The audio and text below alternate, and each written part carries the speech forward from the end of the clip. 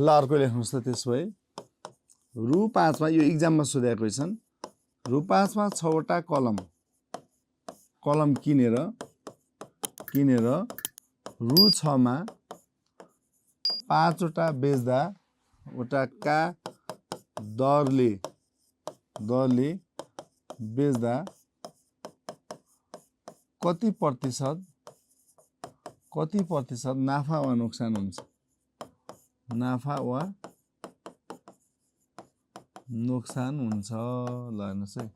ल हेर्नुस् रु 5 मा 6 वटा 5 रुपैयाँको 6 वटा कलम किनेर 6 रुपैयाँमा 5 वटाको दरले बेच्दा कति प्रतिशत नाफा वा नोक्सान हुन्छ 6 रुपैयाँको 5 वटाको दरले बेच्दा कति प्रतिशत नाफा वा नोक्सान हुन्छ भनेर हामीलाई प्रश्नले दिएको छ है ल निकाल्नुस् नाफा कि नोक्सान त्यो लेख्नुस् है त्यो पर्सेन्ट मात्र लेखेर भएन त्यो नाफा पर्सेन्ट हो कि नोक्सान पर्सेन्ट हो एक्जाममा अप्सनमा दुईटै नाफा पनि दिएको हुन्छ नोक्सान पनि दिएको हुन्छ हेर्नुस् हैन नातिकन सार्नु पर्यो रु 5 मा 6 वटा कलम किनेर हेर्नुस् है 5 रुपैयाँको 6 वटा कलम किनेर भनेको रु 5 मा 6 वटा कलम किनेर रु 6 मा 5 वटाका दरले हैन 5 रुपैयाँको 6 वटा कलम किनेर 6 रुपैयाँमा 5 वटाको दरले बेच्दा कति प्रतिशत चाहिँ नाफा वा नोक्सान हुन्छ भन्यो पहिला यति चाहिँ तपाईले सार्न जान्नु पर्यो हैन यति चाहिँ हामीले के गर्नु पर्यो त सार्नु पर्यो हैन फटाफट यति चाहिँ बनाउनु पर्यो अब यसपछि हाम्रो काम के हो भन्दाखेरि यसपछिको काम भनेको हामीले पहिलो क्रस गुणन गर्छौं के गर्छौं पहिलो क्रस गुणन गर्छौं हेर्नुस् त 5 पंचे 25 5 पंचे 25 पहिलो क्रस गुणालाई किन्यो भनेर लेख्ने हेर्नुस् किन्यो पहिलो क्रस गुणालाई किन्यो लेख्ने पहिलो क्रस गुणा भनेको किनेको किन हो त किन हामीले पहिलो क्रस गुणनलाई किन्यो लेख्छौं त भन्दा पहिला मान्छेले किन्छ त्यसपछि बल्ल बेच्छ हो कि हैन पहिलो क्रस गुणा भनेको के हो त किनेको हो किनभने पहिला किन्छ अनि त्यसपछि बल्ल बेच्छ हेर्नुस् त 5 पंचे 25 25 मा किन्यो 6 छक्का 36 36 मा बेच्यो 25 मा किन्यो 36 मा बेच्यो 25 मा किन्यो 36 मा बेच्यो भयो कि भएन 25 मा किन्यो 36 मा बेच्यो 25 मा किन्यो 36 मा बेच्यो अब भन्नुस् त 25 मा किनेर 36 मा बेच्दा तपाईले 25 रुपैयाँमा किन्नु भो र 36 मा बेच्नु भयो भने तपाईलाई चाहिँ नाफा भो हैन 25 मा किनेर 36 मा बेच्दा कति चाहिँ नाफा भो त भन्दा 25 मा किनेर 36 मा बेच्दा त 11 रुपैयाँ नाफा हुन्छ कि हुँदैन 25 मा बेचेर 25 मा किनेर 36 मा बेच्दाखेरि के हुन्छ त 11 रुपैयाँ नाफा हुन्छ हैन 11 रुपैयाँ नाफा हुन्छ भने त्यो 11 नाफा केमा हुन्छ त 25 मा 11 नाफा भएर 36 हुन्छ कि 36 मा 11 नाफा भएर 25 हुन्छ भन्दा जहिले पनि नाफा वा नोक्सान केमा हुन्छ त यो किनेको मूल्यमा हुन्छ जहिले पनि नाफा वा नोक्सान केमा हुन्छ त किनेको मूल्यमा हुन्छ हैन 25 मा किनेर 36 मा बेच्दा 11 रुपैयाँ नाफा भयो र त्यो 11 नाफा के को हो त 25 को 11 नाफा भयो है अब हामीले प्रतिशत पत्ता लगाउनु पर्ने भएको हुनाले इन्टु 100 ल हेर्नुस् हैन 25 चौको 100 11 चौको 44% यो नाफा हुन्छ यो 44% कसरी नाफा भयो यो 44% नाफा कसरी भयो भन्दाखेरि यहाँ किनेको मूल्य भन्दा बेचेको मूल्य धेरै छ यो किनेको भन्दा बेचेको धेरै भएपछि यो के भयो त नाफा भयो यदि यो किनेको भन्दा बेचेको थोरै भएको भए यहाँ के हुन्थ्यो नोक्सान हुन्थ्यो एक्जाममा अप्सनमा चाहिँ त्यो 40% नोक्सान 40% नाफा दुईटै भनेर दिएको हुन्छ क्लियर ल के कारणले अब यो टाइपको क्वेशन गर्न सक्नुहुन्छ सकिन्छ यो टाइपको क्वेशन गर्न सकिन्छ सकिँदैन सकिन्छ है बिनीको पढ्दै जाने कन्टिन्यू पढ्दै जानुस् रेकर्डेड भिडियो पनि पढ्नुपर्छ है अस्ति भर्खर हामीले एक राउन्ड सिद्धिया छौं नयाँ यहाँ सुब्बाको क्लासमा न्युमेरिकलहरु सबै मिल्छ एउटा टपिक्सहरु मजाले पढ्न सक्नुहुन्छ है भयो ल ओके ल अर्को क्वेशन लेख्नु त एकजना पसलेले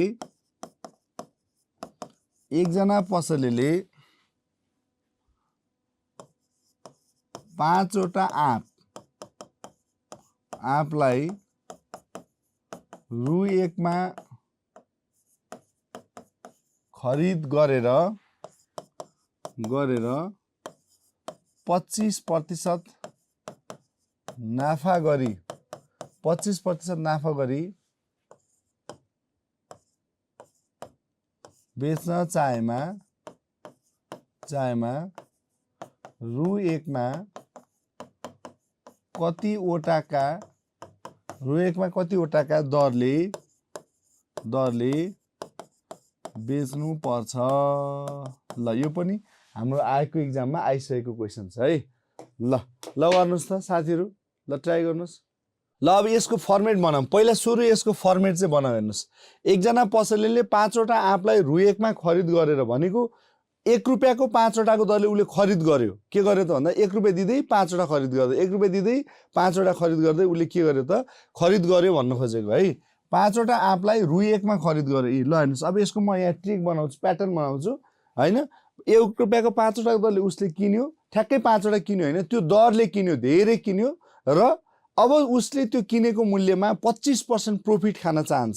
उसले के गर्न चाहन्छ त, यदि 25% नाफा गर्न चाहन्छ भने अब उसले 1 रुपियाँको कतिवटाको दरले बेच्दा उसलाई 25% नाफा हुन्छ त। उसलाई 1 रुपियाँको कतिवटाको दरले बेच्दाखेरि 25% नाफा हुन चाहन्छ भनेर तपाईले प्रश्नले सोधेको छ है। हो, यस्तो अवस्थामा चाहिँ हामी के गर्छौं भन्दाखेरि हेर्नुस् त, 5 वटालाई रु 1 मा किन्यो हैन, 5 वटालाई रु 1 मा किनेछ, 5 वटालाई रु 1 मा किनेछ, 5 वटालाई रु 1 मा किन्यो भने एउटाको कति पर्ने भयो? भन्नुस् त साथीहरु। यदि 5 वटालाई 1 रुपियाँमा किन्यो भने एउटाको कति पर्छ? एउटाको कति पर्ने भयो भन्दाखेरि 1/5। एउटाको कति पर्ने भयो त 1/5। 5 वटालाई 1 रुपियाँमा किन्यो भने एउटाको कति पर्ने भयो त भन्दा 1/5 पर्ने भयो। यति भयो। हो, यतिको दरले एउटाको 1/5, एउटाको 1/5 को दरले उसले खरिद गर्यो। यो उसको के हो त? खरिद दर हो कि हैन? यतिसम्म निकालेकोमा केही छ समस्या? यतिसम्म निकालेकोमा केही छ? छैन। यो उसको के हो त? खरिद दर हो। तर ऊ अब के चाहन्छ? ऊ अब उसको चाहना के छ त? ऊ अब 1 रुपियाँमा चाहिँ 5 वटाको दरले उसले किन्यो, 1 रुपियाँको 5 वटाको दरले टन्नै किनेर लिएर आयो। तर अब ऊ के गर्न चाहन्छ भन्दा ऊ 25% नाफा खाएर बेच्न चाहन्छ। ऊ त्यसमा त्यो सामानमा उसले जुन सामानलाई 1 रुपियाँको 5 वटाको दरले किनेको छ त्यसमा ऊ 25% प्रॉफिट गर्न चाहन्छ, 25% नाफा गर्न चाहन्छ। भनी नाफा गर्न चाहन्छ भनेको कतिलाई कति बनाउने, कति लगानी गरेर कति बनाउन चाहन्छ भन्नु त। ल यसरी विश्लेषण गर्नुस् त। 25% नाफा गर्न चाहन्छ भनेको 100 रुपैयाँ लगानी गरेर 125 बनाउन चाहन्छ भनेको हो नि त। 25% नाफा खान चाहन्छ भनेको 100 रुपैयाँ लगानी गरेर 125 बनाउन चाहन्छ भनेको हो नि। 100 रुपैयाँ लगानी गरेर 125 बनाउन चाहन्छ भनेको हामीले तल के गर्छौं? लगानीलाई तल राख्ने, माथि चाहिँ चाहना भनेको 100। लगानीहरू हामीले जहिले पनि 100 मान्छौं, किनभने प्रश्नमा वास्तविक संख्या दिएको छैन भने हामी 100 बाट हिसाब गर्छौं।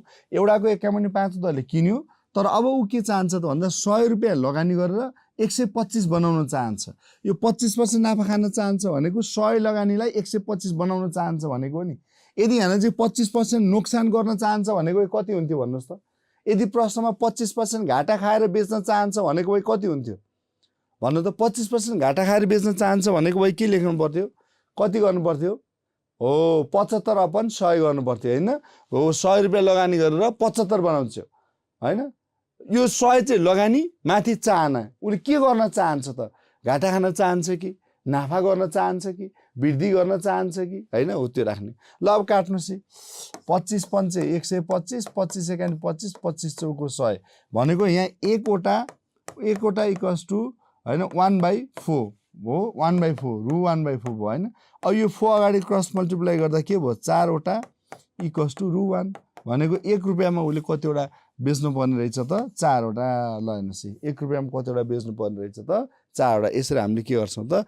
ट्रिक बनाउँछौं। 1 रुपियाँमा कतिवटा बेच्नु पर्ने रहेछ त? 4 वटा बेच्नु पर्ने रहेछ। ल लेख्नुस्। एकजना व्यापारीले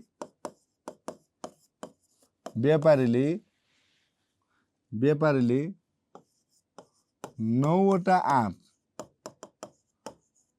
वटा आँपलाई रु 1 मा बेच्दा 4% नोक्सान 4% नोक्सान बिहोर्नु पर्छ, नोक्सान खानु पर्छ यदि उसले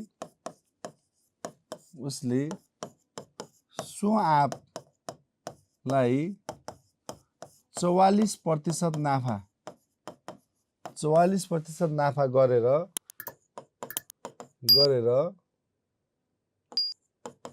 बेच्नको लागि 44% नाफा गरेर बेच्नको लागि रु 1 मा कतिवटाका दरले बेच्नु पर्छ? ल निकाल्नुस्। निन्द्राको औषधि भनेको इगो हट हो कि तपाईलाई नाम निकाल्न जसरी पनि यो वर्ष मलाई नामै निकाल्नु पर्ने छ भन्ने चाहिँ मनभित्रदेखि पीडा भएको छ, वा यो वर्ष मैले जसरी पनि निकाल्नुपर्छ, इज्जतको लागि निकाल्नुपर्छ, मेरो आफ्नो जिन्दगीको लागि निकाल्नुपर्छ भन्ने मनभित्री भाव चाहिँ जाग्यो भने त निन्द्रा कहाँ लाग्छ त? लाग्दैन हैन। तपाईलाई भोलि बिहान पिकनिक जानु छ भने चाहिँ निन्द्रा खुल्दैन? बिहानै 5 बजे घुम्न जाने हो भने चाहिँ निन्द्रा खुल्छ नि? इन्ट्रेस्टको कुरो हो नि त, हो कि होइन?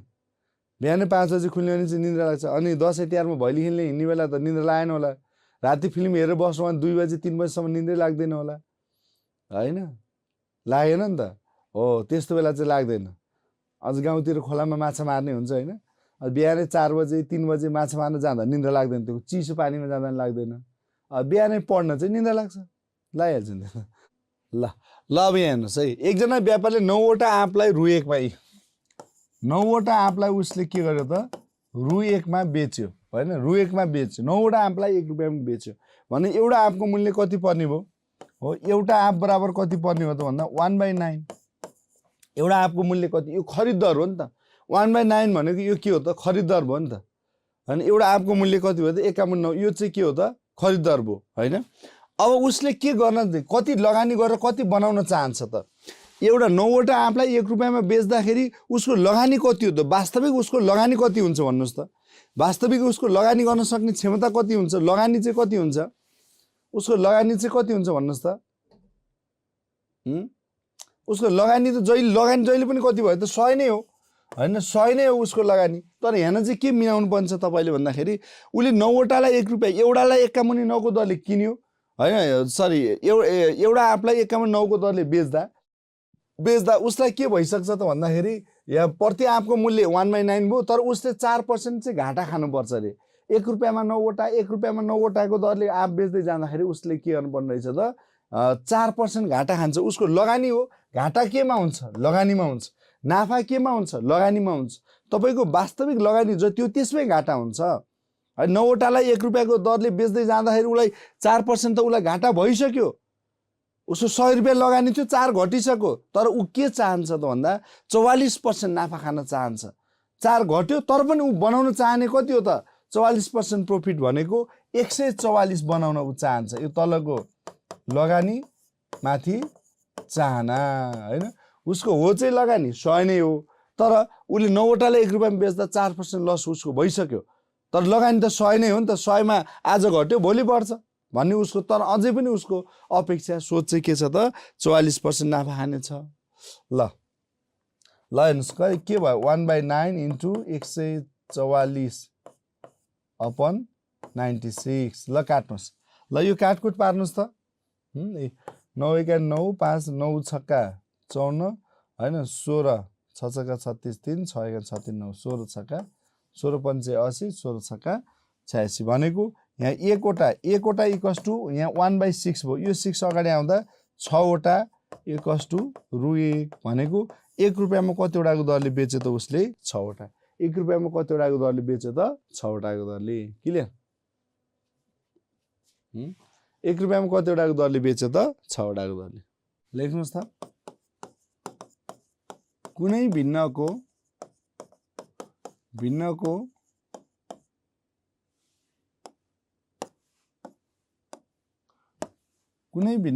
अंशमा 150% र हरमा 200% वृद्धि गर्दा, कुनै भिन्नको अंशमा 150% र हरमा 200% वृद्धि गर्दा पारिमाणिक भिन्न 2/5 आउँछ भने पारिमाणिक भिन्न 2 का मुनि 5 आउँछ भने सुरुको भिन्न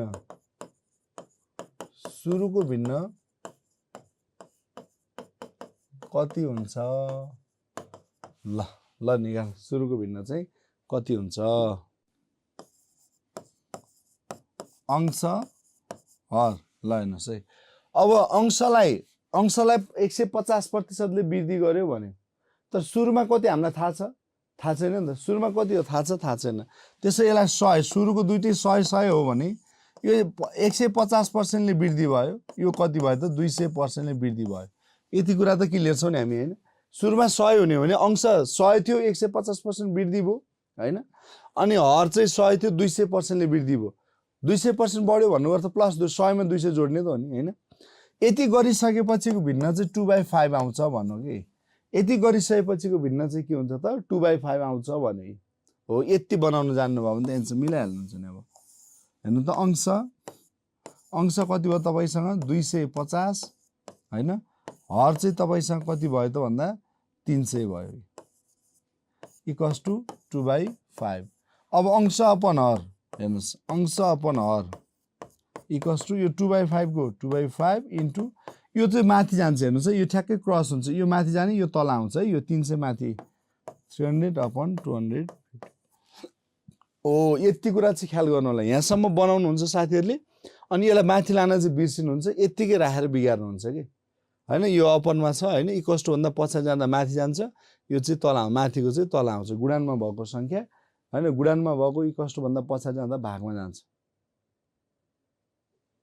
ल अब यस्तो हेर्नु त ल अब काटकोट पार्नुस् मिलिहाल्छ 0 0 5 ले 6 5 30 यो 25 लाई त काटेन 6 दुना 12 अपन 25 को 25 भने सुरुको भिन्न चाहिँ कति रहेछ त 12 अपन 25 यदि काटिने संख्या छ भने काटेर सबैभन्दा सानो संख्या चाहिँ राख्नुपर्ने हुन्छ यदि काटिने संख्या छ भने काटिसकेपछिको सबैभन्दा सानो संख्या चाहिँ राख्नुपर्छ यस्तो हुन्छ नि त यो गुणानमा भएको चाहिँ इक्वल टु भन्दा पछाडि जाँदा अपनमा जान्छ के यो हेर्नु त यो 25/30 250/300 छ यो चाहिँ इक्वल टु भन्दा पछाडि लाँदा तल गयो यो चाहिँ माथि जान्छ यो मल्टिप्लाइमा भएको डिभाइडमा जान्छ डिभाइडमा भएको मल्टिप्लाइमा जान्छ यति कुरा चाहिँ ख्याल गर्नु होला है यसमा कहिलेकाहीँ झुकिन सक्ने सम्भावना हुन्छ साथीहरु मैले अध्यापन गरेको यदि तपाईहरुलाई मन परेको छ र टोटल आईक्यू को कोर्स मसँग पढ्न चाहनुहुन्छ भने यही भिडियोको तल इन्ट्रेस्टेड लेखिदिन सक्नुहुनेछ नभए स्क्रिनमा देखाएको नम्बरमा सम्पर्क गरेर एम्बिसन गुरुको एप मार्फत जोडिन सक्नुहुनेछ साथै मेरो युट्युब च्यानललाई सब्स्क्राइब र साइडमा रहेको बेल आइकनलाई क्लिक गरेर तपाईहरु मेरो पुनः आइरहने नियमित रूपमा अपडेट भएर आइरहने भिडियोहरुमा जोडिन सक्नुहुनेछ र लाभ लिन सक्नुहुनेछ अन्य साथीहरुले भिडियो क्लासेस र मसँग जोडिनलाई कहाँ सरले पढाइरहनु भएको छ भनेर जानकारीको लागि अवश्य पनि एक पटक मेरो युट्युब च्यानललाई शेयर गरिदिनु हुनेछ सबैजना साथीहरुले भन्ने अपेक्षा राख्दछु नमस्कार